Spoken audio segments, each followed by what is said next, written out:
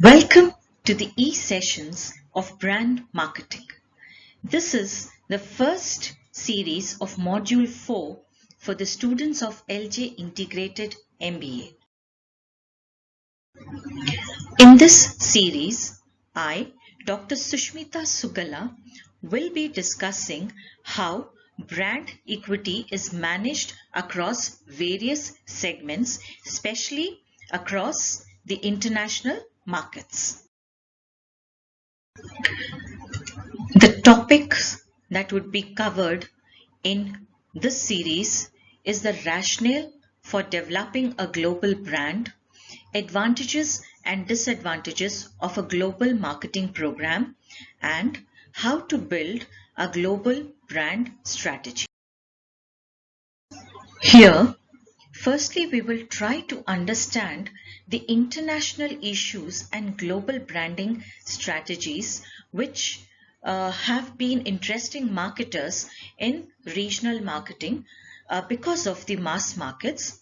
However, there are many companies which have derived sales and profits from non-domestic market over the years, such as Coca-Cola, Pampers, Shell, and Mercedes-Benz, to name a few. These have become big names on the global market. The success has encouraged many firms to market the brands internationally. So some of the companies try to go international. Now the perception that they have, or the rationale that they have for going international, is that there is a perception of slow growth in the domestic market. There is an increased competition in domestic market, so they prefer to go to international markets. There is a desire to reduce cost from economies of scale.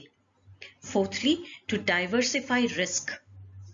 And fifthly, this is for recognition of global mobility of customers, which means they know that they are catering to those customers who are moving away from the domestic markets, and therefore the company is trying to cater to them. A number of potential advantages of global marketing program. These are economies of scale in production and distribution from the supply side, or from the perspective of lowering the cost from higher volumes in production and in distribution. Second, lower marketing costs. This is another set of course of advantages which arises from uniformity in packaging, advertising, promotions, and other communicational activities. Sony is one such brand which has been able to effectively manage cost across both the products and across the countries. Power and scope. This consumers believe best selling in diverse markets, in which is an indication that manufacturers has gained much expertise and acceptance. It is most admired global brand which signals social status and prestige, thereby showing power and scope. Consistency in brand image. This is maintaining a common marketing platform over the world, which helps maintain the consistency of brand and the company image. Now, some examples we can say is of Gillette, which sells because of its functional superiority. This is thanks to the appreciation of human character and aspirations. Then we have the ability to leverage goods ideas quickly and efficiently, which increases sustainability and helps in the development after the core areas within the organization. Lastly, this is uniformity in marketing practices, which gives companies a scope to pay greater attention to communication in different companies across market and over the time to improve its effectiveness. Designing one program for all possible markets results in ineffective strategies, which results into disadvantages of standardized global marketing programs. The host of differences in marketing programs across countries can be the difference in consumer needs, wants, and the usage patterns for products, which are again different in cultural values, economic development, and other factors which lead customers to behave differently. The product strategy networks in one country may not work for another country.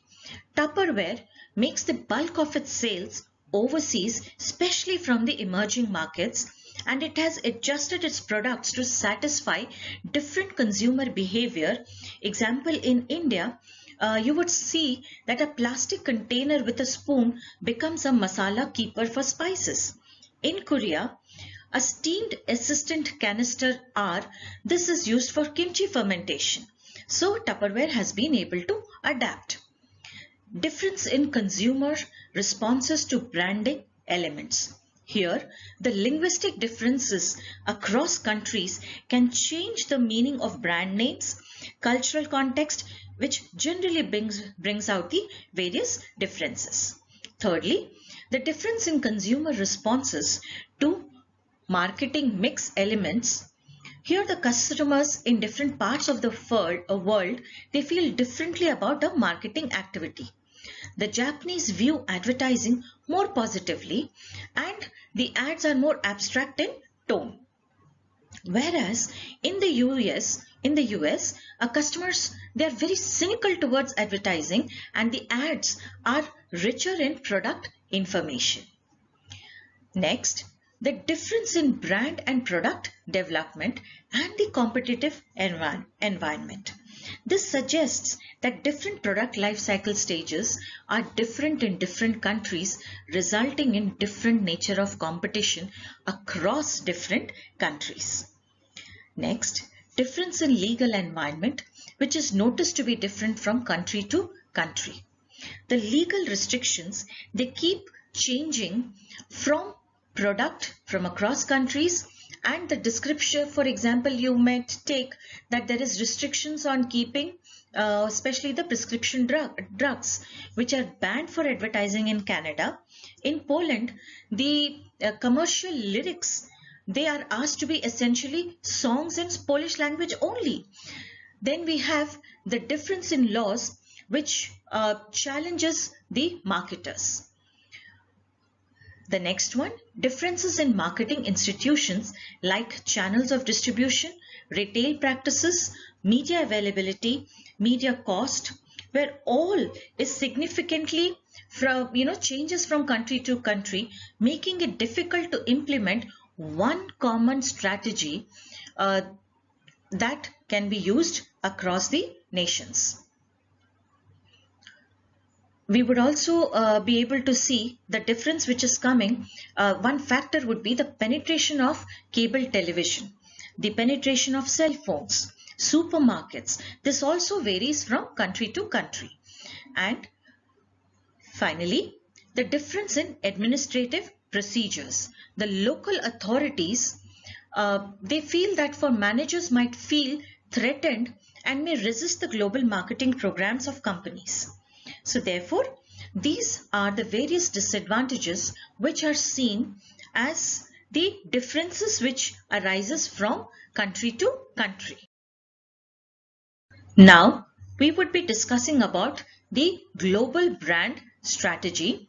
This is challenging as consumers actually form impressions of companies of different origin and they update their brand knowledge.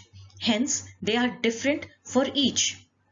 Marketing programs are designed in a way to satisfy different market segments. Hence, there is a need to identify the differences in consumer behavior, that is how consumers purchases the use of the product and what they know and feel about a brand in each and every specific market. Then there is also a need to adjust these brand elements according to the choice of elements, the nature of activities, and leveraging secondary associations. For example, we could see that Nike, Coca-Cola, these all are an important source of equity which is going overseas, which is not much of an asset to the local brand alone. The books which have been used in the preparation of this session or in this series are. Thank you.